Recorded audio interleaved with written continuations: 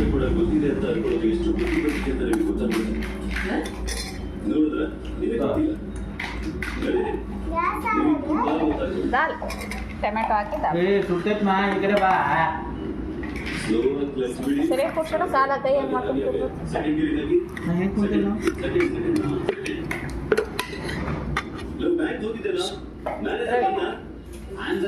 Order ಮಾಡಿದ್ದೀನಿ. ಬಂದ ತಕ್ಷಣ ಹಾಕೊಂಡು ಹೋಗ್ತೀನಿ, ಮತ್ತೆ ಹೋಗ್ತೀನಿ ಅಂತ ಹೇಳಿದ್ದೀನಿ. ಮಾಡ್ತಿಲ್ಲ ಅದನ್ನ ಯಾಕನ್ನ ಸಾರು ಹಾಕ್ತೀನಿ.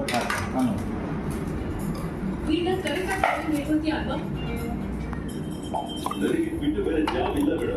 ಯಾರೋ ಗ್ಯಾರೇಜ್ ಮುಚ್ಚಿರೋದು ಹೇಳ್ತಾದ್ರು, ನೀನು ನೋಡಿದ್ರೆ ಬ್ಯಾಂಕ್ ವಿಷಯ ಮಾತಾಡ್ತಾರೆ.